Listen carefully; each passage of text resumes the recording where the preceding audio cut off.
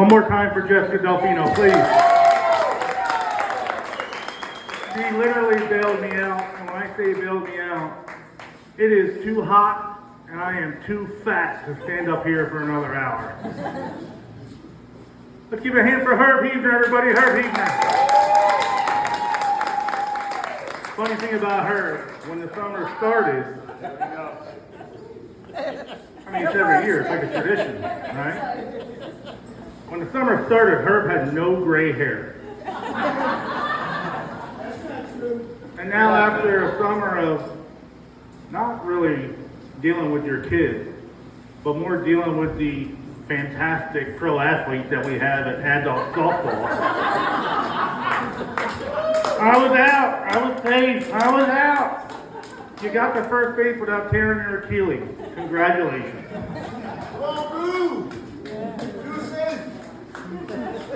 I don't know what Herb said. We need to have him start hosting these before 4 p.m.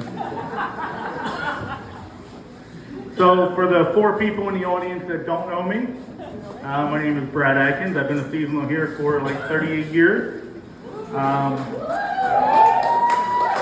Thank you.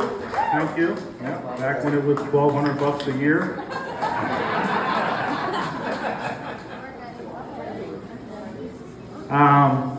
I'm a dad. I'm what they call a girl dad. Means I have no hair and a shotgun. I have 2 daughters. One is 22 and one is 14. Right? 8 years apart. I know it's a lot. I know what you're thinking. They were both planned. Sort of. Kinda. Like they were planned along the way, but I didn't plan to have to pay 4 extra years of child support.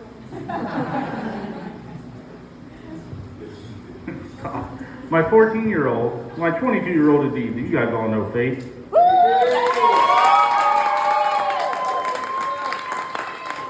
I have a 14-year-old named Olivia. So, my 14-year-old. Get ready to live. Oh no, he looks disappointed. So she used to be so sweet. She would wake up in the morning, rub her eyes, and, hi, Daddy. So nice. And then something happened, and now I have this. Now in the morning, she's so sweet. She wakes up, she rubs her eyes, and I go, good morning, sweetie, how are you? She's like, what?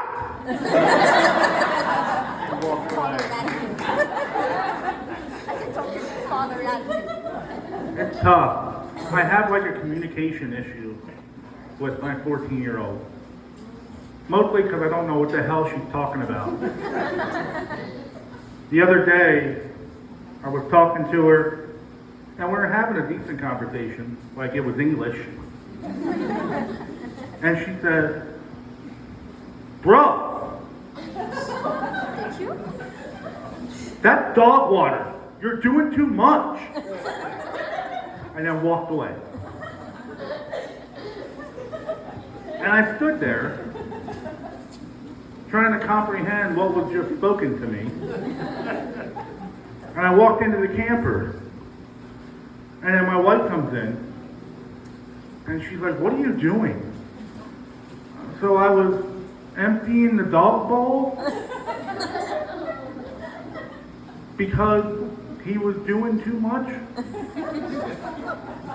Bruh.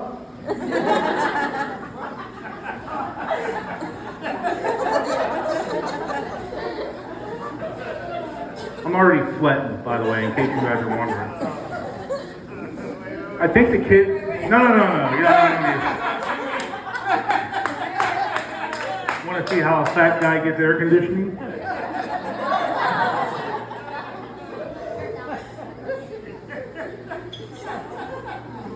You alright, Bobo?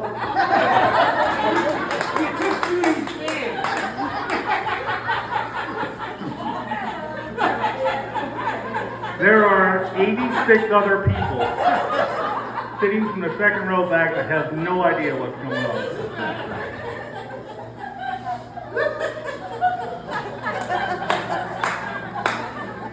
So anyway,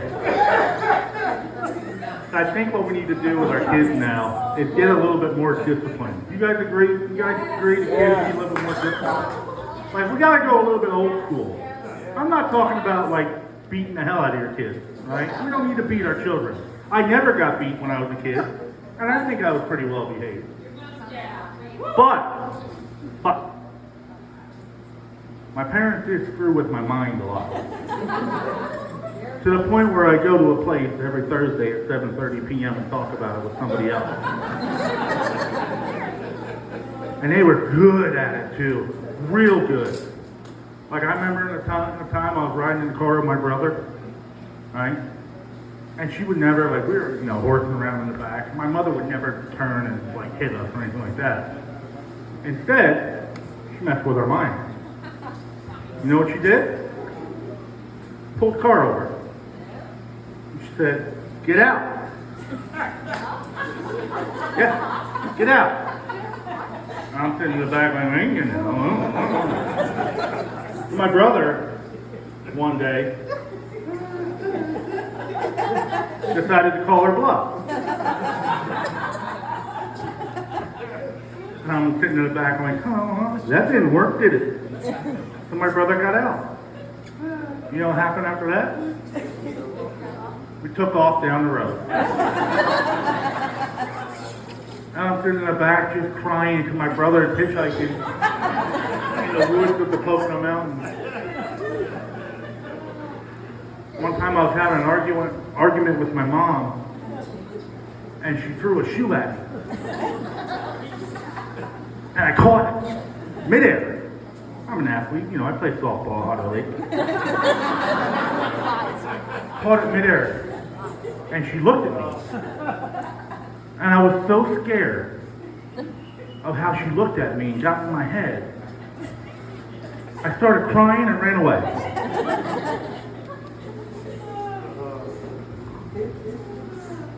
And in the old days, again, we would never get beat. But like, anybody had permission to beat my ass, right? So my parents, my neighbors, 27 other people that are in this room today, all right? I always thought I was smarter than them, but then they would get together and talk about all the kids together, right? So this kid's doing that kid's doing that. You know when they would do that? I never knew. Sunday night, 7 p.m. at bingo. They didn't go bingo to win cash. They went to bingo to see what the kids were up to. I'm also married. You guys don't know my wife, Megan. I love my wife. She's my best friend. And I love her so much that I'm not afraid to tell jokes about her when she's sitting 8 feet in front of me. Okay? I'll be married 5 years this December. 5 years December. But we got married right before COVID. So I think I deserve a little extra credit. Because we had to spend the next 2 years of our lives side by side as newlyweds. So like by year 3, it was really like year 33. Like I was learning things about my wife within the first 2 years of marriage that I should have never learned. Ever. Like, in normal life, my wife would go to work and she would talk to her work friends and they'd tell her, they talk about all the stuff they do back and forth. But she didn't have that. So when I got home from work, I had to hear about all the gossip in her office, right? Like, there were certain things that I should have never seen. Like, I don't think in the first 2 years of my marriage, I should have seen my wife take a poop. Just saying. Just saying. I don't think in the first 2 years of marriage, I should know that when she drinks a half a cup of coffee and goes upstairs, we all know what that means. I don't think I should have known what her ovulation schedule was that early in my life. Like when she comes home and it's throbbing and it hurts, I didn't know what that meant. I didn't need to know that information. My wife has a sense of humor.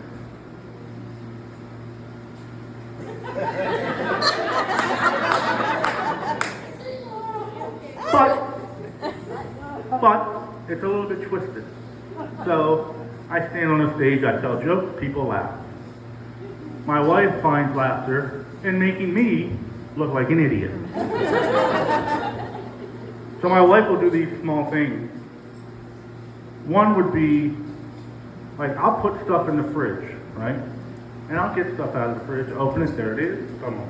When she realizes I know where everything is in the fridge, she'll then move it all around.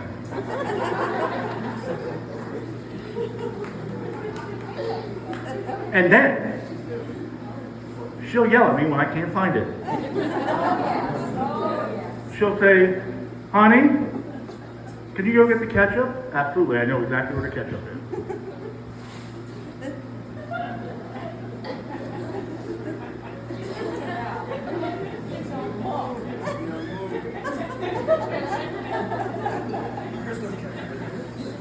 I know there's ketchup right here.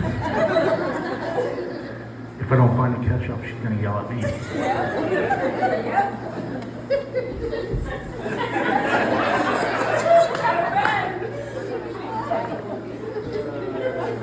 I can't find the ketchup. What? I can't find the ketchup.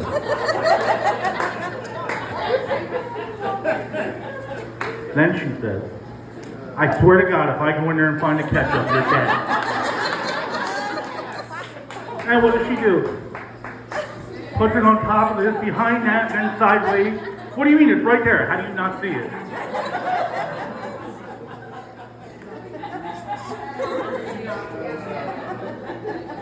Then once I called on her that, she took it a step further, right?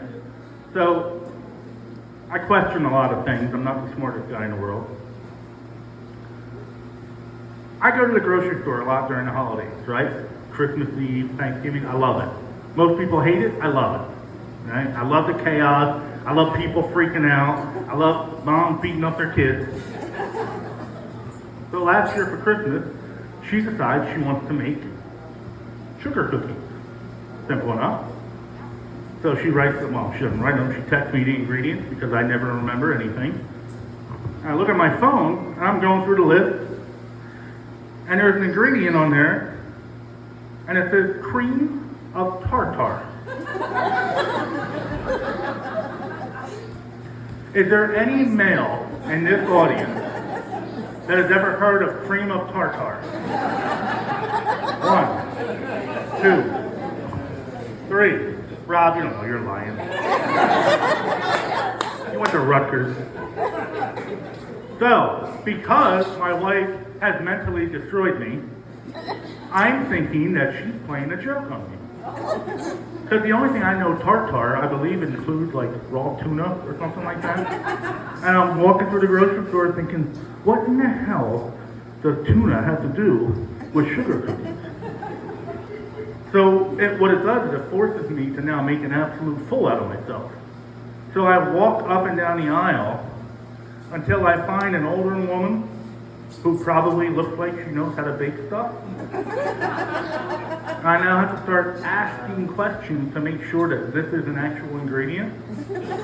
And the first person I see, she's like, cream of tartar? I said, yeah, I know, my wife, she's sick in the head. She's doing this on purpose. Turns out, you do have something called cream of tartar. And by the way, it's a powder. It's a powder. Why isn't it a powder of tartar? My wife got me into that reality TV, right? You guys ever see this Love is Blind? Anybody ever heard of this Love is Blind show? Okay, let me set the premise up for you. It's two people who fall in love in different rooms and they can't see each other. Completely natural, right? Completely natural. So they build a relationship through talking through a wall. And then eventually, I kind of like the show. You don't have to leave over it. Eventually they meet each other, right? So when they meet each other, after they fall in love, They're on opposite ends of the room. They open up the door, they jump out of the door smiling, and they're the most beautiful people in the world, right? And they run up to each other and they hug and they kiss and they caress and they get married. Like it always has been. But if it was a reality TV show, let's make it real. What if I was on the other side of that wall? Like, I'm pretty sure this hot, gorgeous model isn't looking for a mid-40s fat guy who's balding with short, little T-Rex arms. Right? Now, what would happen if we did meet? I'm standing at my door, all excited, and I meet the love of my life, and she starts running full speed, and I start running full speed, and halfway there, hold on.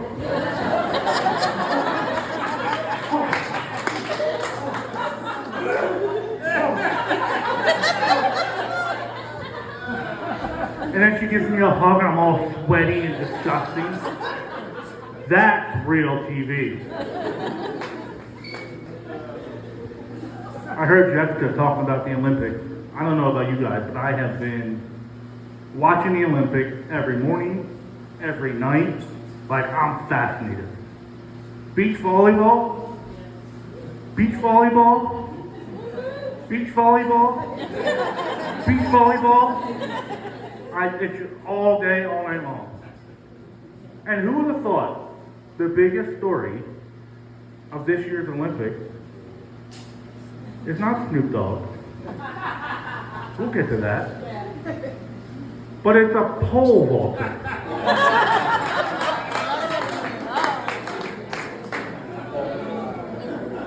I've never seen a pole vaulter one time. And I've seen it 3,642 times in the last 3 days. So if you guys don't know the story, the pole vaulter from, you would think, like West Africa?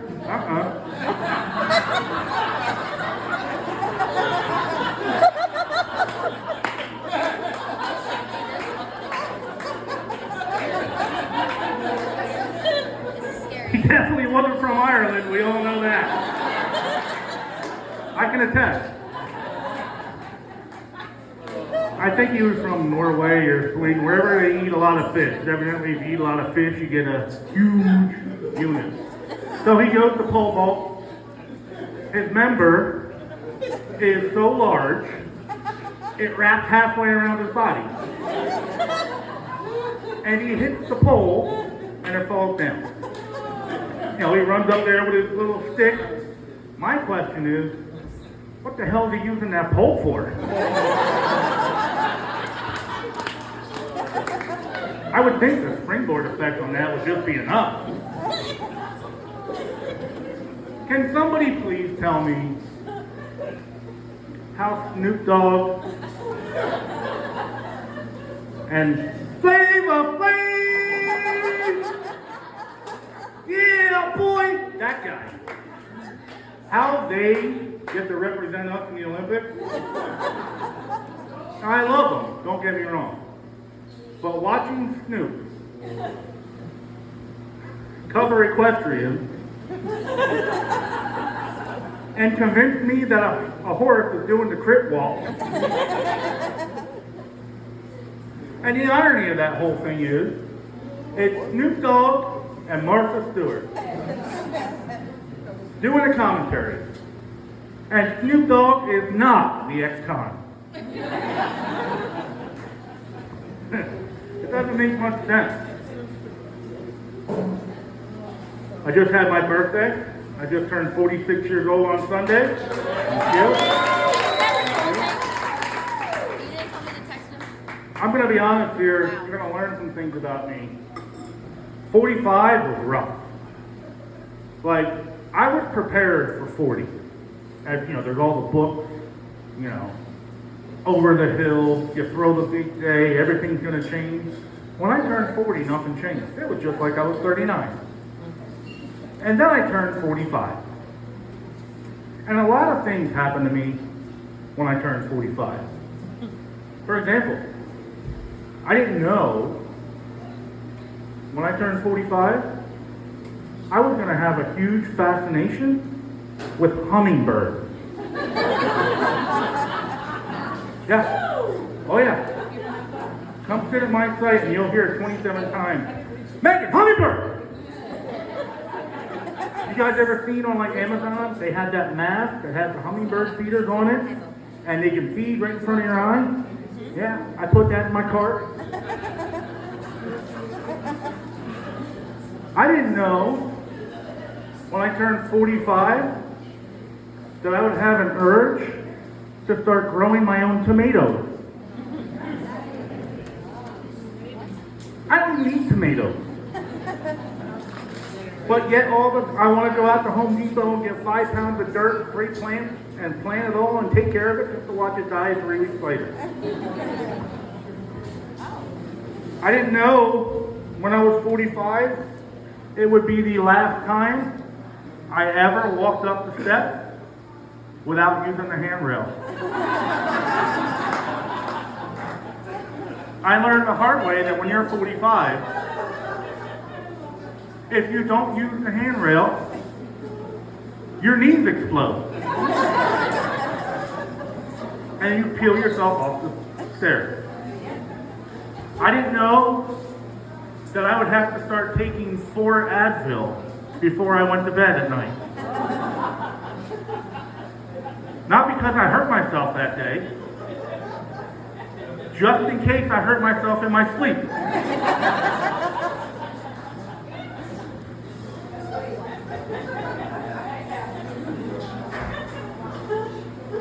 I also learned that when you turn 45, the shape of your face changes overnight.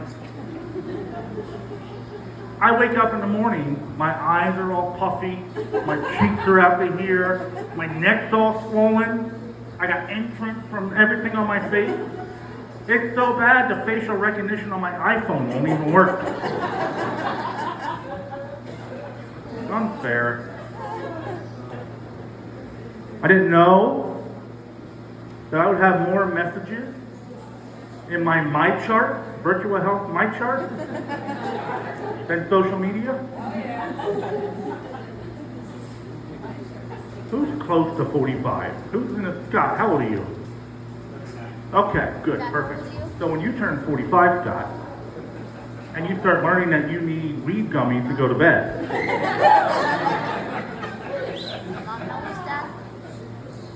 you're quickly going to learn that you need to trade those weed gummies in for fiber gummies.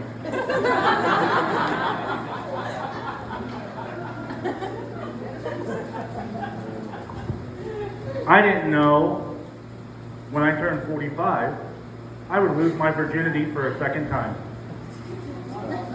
Back here. Yeah, I had my first colonoscopy. That was fun.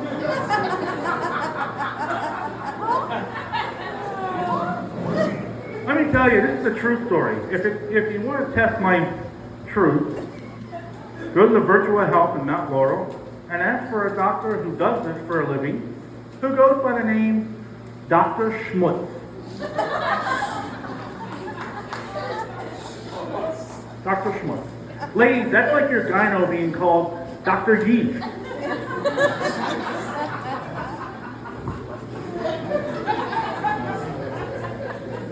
So I start the process, which starts 8 hours before, or 16 hours, whatever the hell it is, where you drink all this stuff, you take the pills, and then you basically crap your pants for 8 hours until you're ready for the service.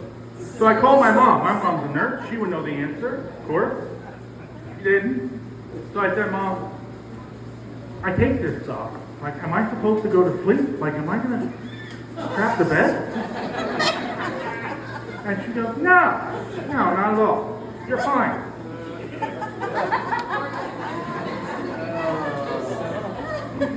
So as a precaution, I slept downstairs that night on my couch because it's right next to the bathroom. Let me tell you something. She was wrong, and now I need a new couch.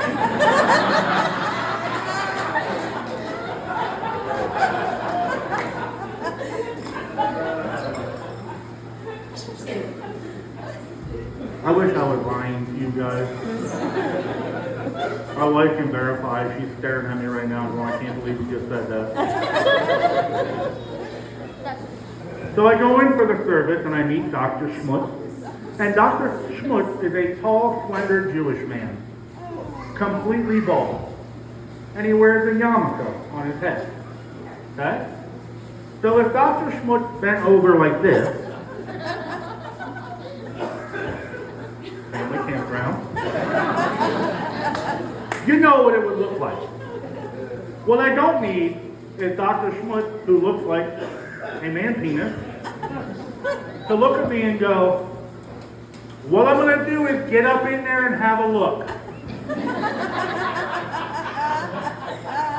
First of all, how is this still a thing? It's 2024, right? How is the only way to check your colon getting penetrated by another human being?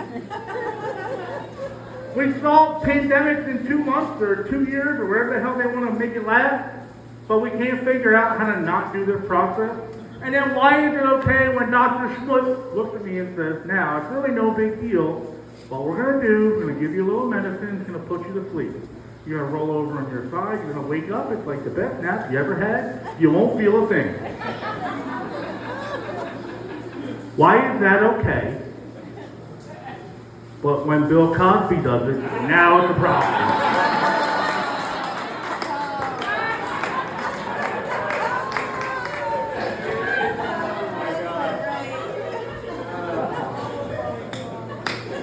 How you guys doing with the heat? You doing okay with the heat? It's been hot all summer, right? I'm not doing okay. Fat guys don't like heat. I had to break down and buy one of those white trash pools this year. You know what the white trash ones are? The ones that have like the white plastic frame that goes around. Right? I bought this. It's like 32 inches deep and 8 feet in diameter. I mean, it's just enough to do the job. I sit in that thing and just kind of spin around in a slow circle. Right? From my roof, it looks like I'm the world's fattest sundial.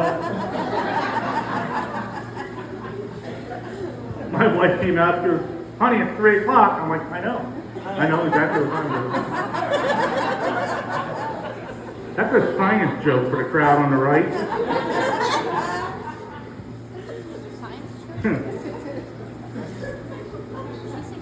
Where do I want to go? I guess we'll do it. So I have a little bit of a weight problem, right? And this weight problem over the years has caused a lot of new fears in my life, right? Yeah, new fears. The biggest fear I have right now are party rental chairs. You know what I'm talking about? Not like the nice ones like you guys are sitting on. I'm talking about the little white ones that have the frisbee for your back, then the little white frisbee for your ass, and it's held together with the 2 plastic chopsticks. Those ones. My wife and I went out to an outdoor wedding last year, and that's the first thing I see. So I just start sweating right away. All right, let's go take our chairs. So we go up, and I slowly start to sit down and disperse the weight. Like that's going to make any difference whatsoever. I sit and it holds. Oh, thank God. We're watching the wedding. We're about 5 minutes in. And I start to see my knees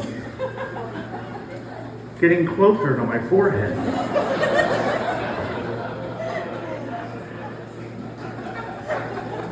And I look down. I'm like, what the hell is going on? And the feet of the chair were sinking into the ground.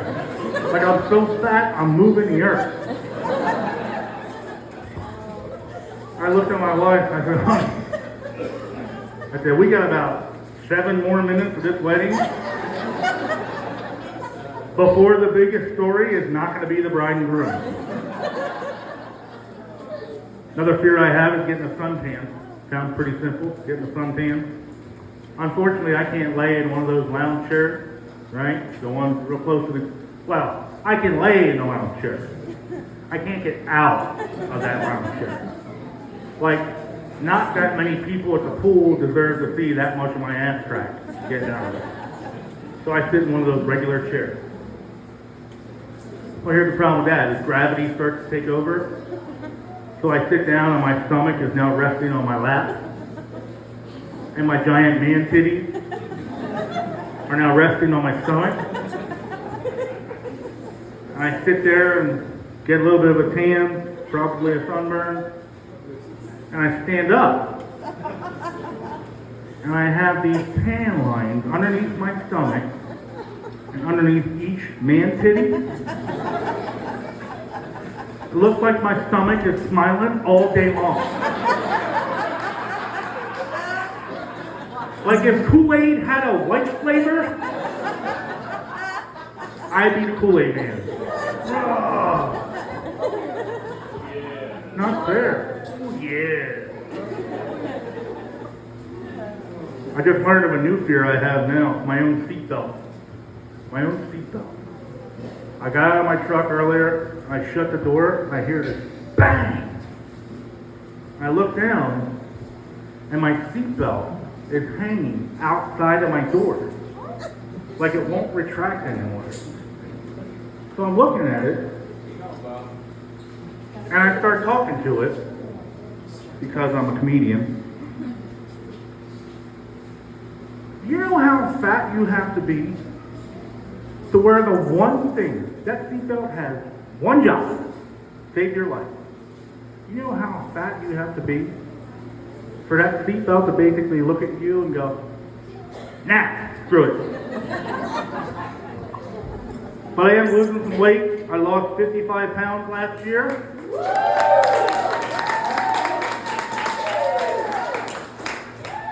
Did it the hard way, put in the time, right?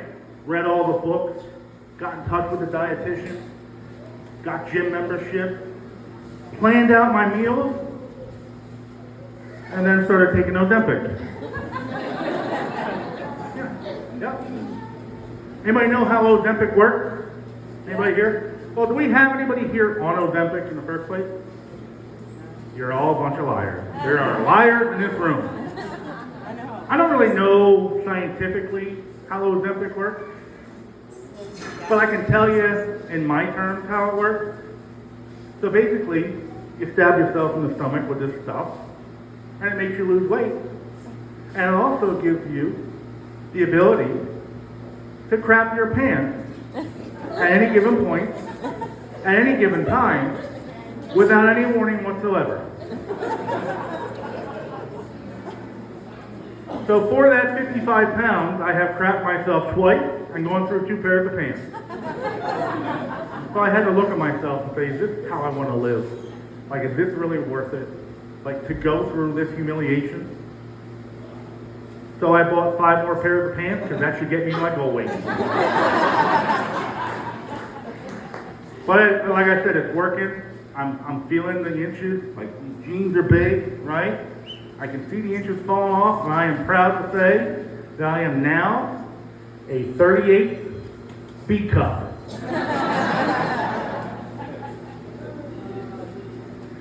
I was scrolling through social media on the 17 or 18 now different Otter Lake pages on Facebook. Okay? Looking at all the people complaining. Oh, are there bears out there? I mean, you're in the Delaware State Forest, so probably. They're complaining about their bikes. They're complaining about dog crap. They're complaining about not enough chairs at the pool. They're complaining about the prices. And I'm going through and I'm going through and I'm going through and going through. Not one time did anybody complain about paying $25 for 3 friggin' hot dogs at Bob's. Guys, my name is Brad Atkins. Thank you very much. I really appreciate it.